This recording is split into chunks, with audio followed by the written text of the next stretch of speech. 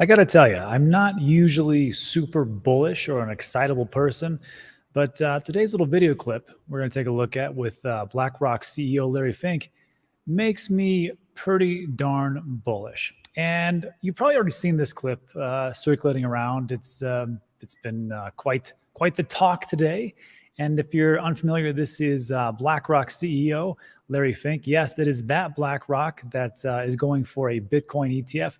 And what's amazing to me, first, is just the amount of 180 Larry has done. As you may remember, back in 2017, Larry Fink called Bitcoin an index of money laundering. And what is amazing more so is that BlackRock is filing for a Bitcoin spot ETF, a lot bit different than futures. In the spot ETF, you actually have to buy the underlying asset. In futures, you don't have to do that. And of course, you can short and do whatever you want to do. With BlackRock, not only do they file, but then you've had also other ones that have come behind them, Fidelity, Valkyrie, and ARK, and a host of other ones. And they've had to do some little rearranging of the wording and who will be the custody. It's going to be Coinbase, which I find quite odd because Coinbase is at odds right now with the SEC. But it's amazing to me that Larry gets up and goes on national publication on a news channel such as Fox Business and says this exact phrase on Bitcoin. So just take a listen. And also, I do believe the role of crypto is it's digitizing gold in many ways. Instead of investing in gold as a hedge against inflation, a hedge against the onerous problems of any one country or the devaluation of your currency, whatever country you're in. Let's be clear, Bitcoin is an international asset. It's not based on any one currency. And so it can represent an asset that people can play as an alternative. I would call the foundation of BlackRock is about hope. You invest for retirement because you believe tomorrow is better than today. Have you ever seen a CEO look so happy after turning a 180 on his original stance? To me, I have to tell you, I'm not too convinced that this ETF is going to be approved. Could be wrong. Hope I'm wrong, but it doesn't matter.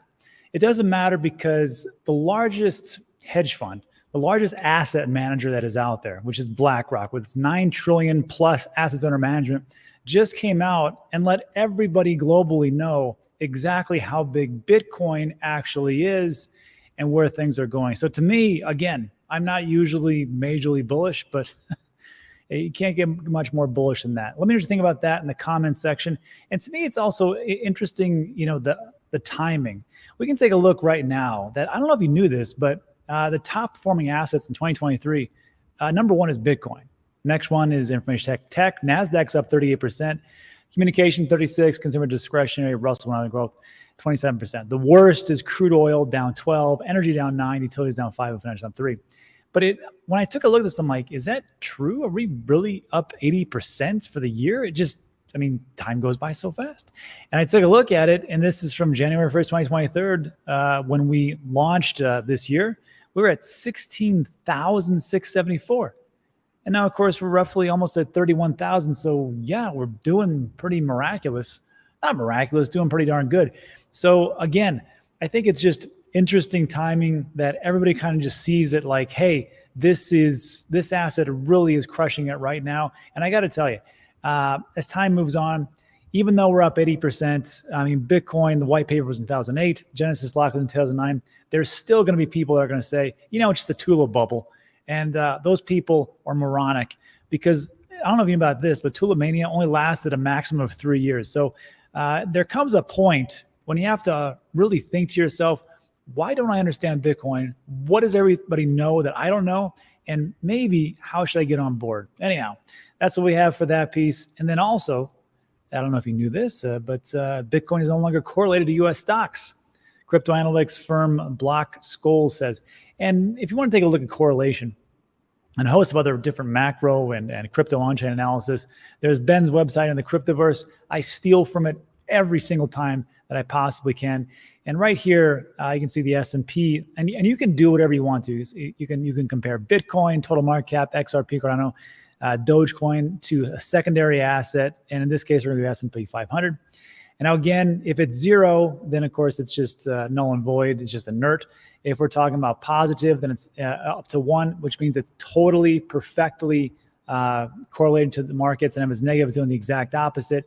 And we can just see right here, it is pretty much uncorrelated at 0.10. Now, we're taking a look at a correlation timeline of 90 days. You can do whatever you want to do and take a look at a 30-day. It looks a little bit more noise, 60 days, 180 days, and so on and so forth. But if we take a look at the 90-day, I mean, we are pretty much uncoupling at this point from the stock market, which would be S&P 500. How far will we go? Well, we're pretty darn uncorrelated. We'll see if we match up. But right now, again, I have to tell you, the best asset so far in 2023, even though we're not at all-time highs, is Bitcoin. And that is why I try to DCA and talk about dollar cost averaging as much as I possibly can. We had covered this story 3 or 4 days ago, but it's just a good reminder, as Wicked says here, that every single pleb who has been DCAing is now in profit, no matter when they started DCAing. And you take a look at this orange timeline here, and everything that's underneath that means that you are underneath this line itself, that everybody who has been DCAing and continually, even if you DCA'd at the very tip top of Bitcoin, and we're doing it from time on out, you would still actually be in profit right now. So again, it goes to show you that just sometimes there, as far as investing goes, it's not a bad idea to have a long time horizon. And unfortunately, that time horizon may be a little bit rocky, as this is from Dan Gambardella over there at Crypto Capital Ventures. And he did the hard work and heavy lifting for me. The FOMC minutes are in, and this is what they state. There's going to be a mild recession later in the year, then moderately paced recovery. So just be aware that not everything goes up and to the right, and things are going to get a little bit rocky. That's just how it goes. Also, possibly expect another rate hike here in July. Expect slower policy tightening. Most of the members anticipate at least one more rate hike this year, maybe July, maybe August, who knows. Expect a slower pace of increases, and some officials have reservations and suggest pausing rate hikes, which would be a second month in a row. We'll see what happens. But again, just remember that even though we talk right now on the show, and I talk about how great things are looking, and I'm pretty bullish in this episode, just know that we're going to see a little bit more rockiness as time goes on. And lastly, to finish up, I just want to do a follow-up with one of the projects we had featured on the show called Meld. And we had been following them for over 2 years. And if you know what's going on with the Cardano ecosystem, right now they're crushing it. We've got some different parts of like liquid finance, also with Wi-Fi and a host of other ones, Indigo protocol. And they're all built on Cardano. And there's a lot of things that are just taking off. And one of those, not yet, I don't think, is Meld. And the reason why I wanted to do a follow-up is because 6 months ago, they actually were getting a license to become a neobank in 146 countries. And then yesterday, I saw this little piece where it says, get early access to the Meld Neobank. And I thought it was interesting. And then there was also an airdrop coming up. So if you don't know, there's a video. I'll link it in the description for the deep dive. And really what it is, it's DeFi banking, which pays for the loans if you wanted to go that route. It sounds complex. It's not too complex. And what I did was I reached out to Ken Oling. He is the founder. And I just talked to him for about 8 minutes or so, and he's going to tell us exactly what's going on. So let's jump into that interview.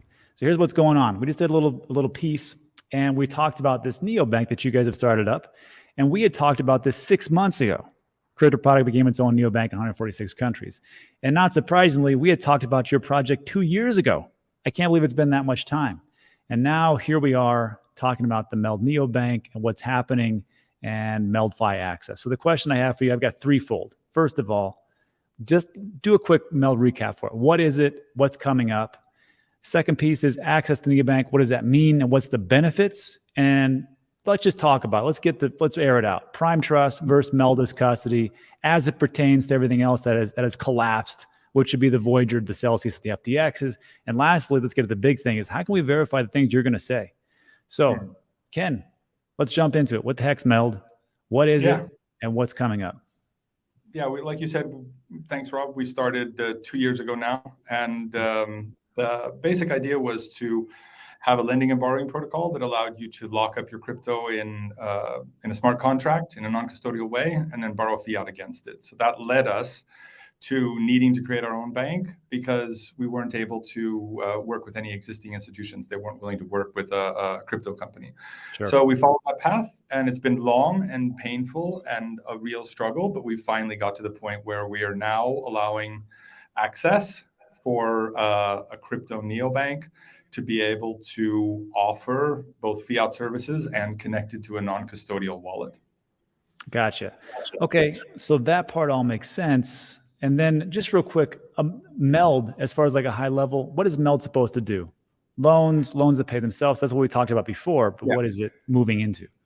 Yeah, so MELD is basically allowing people to get some liquidity for their crypto. So you can take your whatever crypto you have and you can put it into the lending and borrowing protocol, generate a yield. So you don't have to borrow. You can just simply use it and put it into a liquidity pool and then generate a yield against that. Or if you want to borrow from it, then you can borrow, and you can borrow the same way you could with an Aave or a compound where you can take out crypto.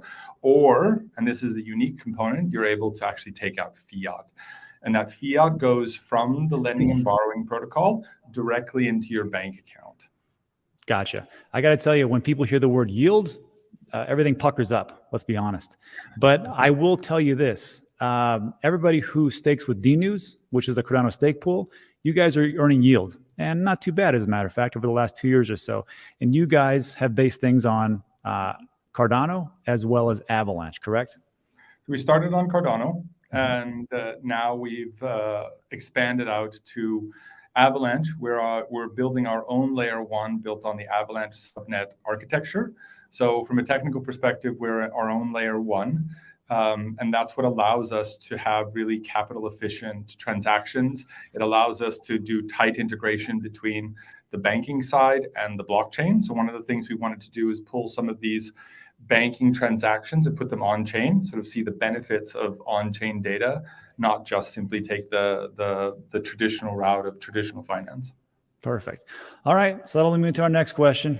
Let's get into it. Neobank, what does it mean? What's the benefits, and how can we trust you? Because I mean, Prime Trust, a lot of people are trusting them, and they essentially are collapsing. We'll see what actually happens. So how does that work as MELD as a custody provider? Right. And so 2 years ago when we started, the basic idea, the concept behind it was, we don't like custody of any kind. Custody doesn't work. We want to have control of our own assets, our keys, our coins. This is the basic mantra that we started from and that we are continuing to follow. So when it comes to the assets that you have, if you're going to do lending and borrowing, all of that is in your custody. It's through a non-custodial wallet, either MetaMask or the MELD app or other wallets that you can connect to the DApp to.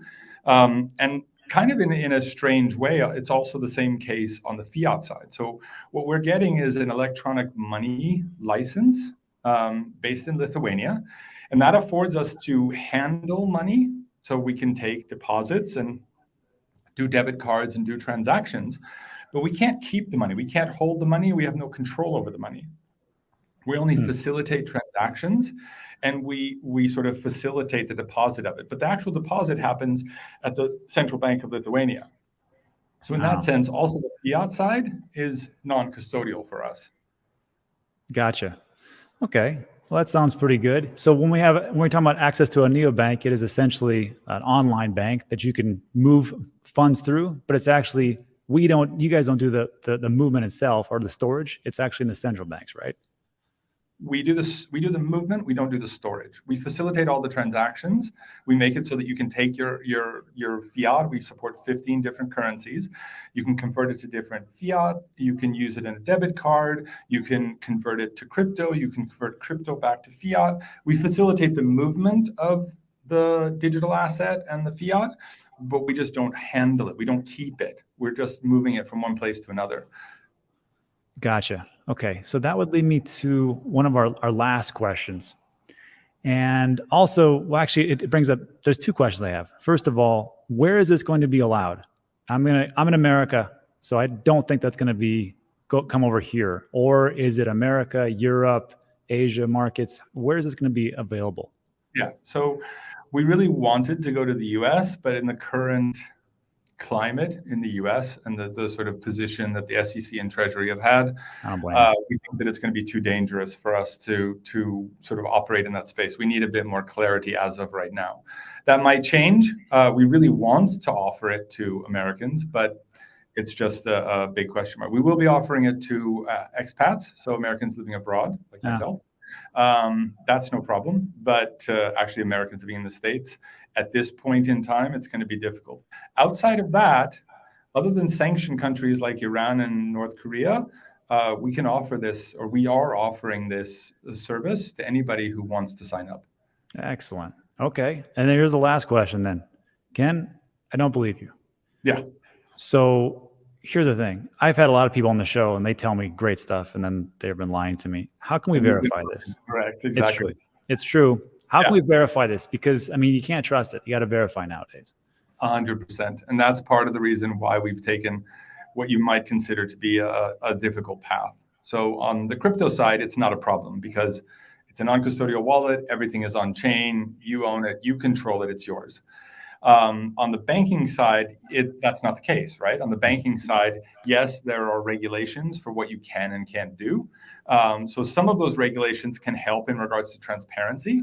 One of them is we can't do anything with customer funds. What that means is from the Bank of Lithuania's perspective, at the end of every day, the books have to balance in a simple manner. It can't balance in a sophisticated way because we can't do lending and stuff like that. It has to balance in a simple manner. The amount of deposits that are there have to be there at the end of every single day. So what we're doing is we're building our own banking stack. So we use an existing modern banking stack and we've been modifying it.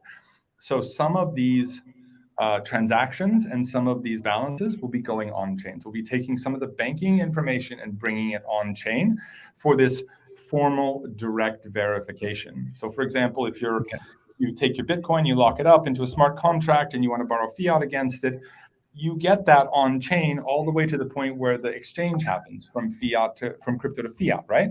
So we're going to make it so that last step in our banking stack will be reported via an Oracle on chain. So you'll be able to validate it all the way to your account. Once it hits your account, then it's anonymized so that we don't sort of have to, share private banking information with people or with the public. But up until that point, it is. And then in regards to the balance will bring on chain as well. So every day you will see the balance of the bank and you'll know what the Bank of Lithuania has in regards to the funds connected to the neobank. This is our goal, our starting point is DeFi. Our starting point is non-custodial. Our starting point is transparency. And what we're trying to do is separate the fiat and the crypto as much as possible and bring some of the best parts of crypto onto the fiat side.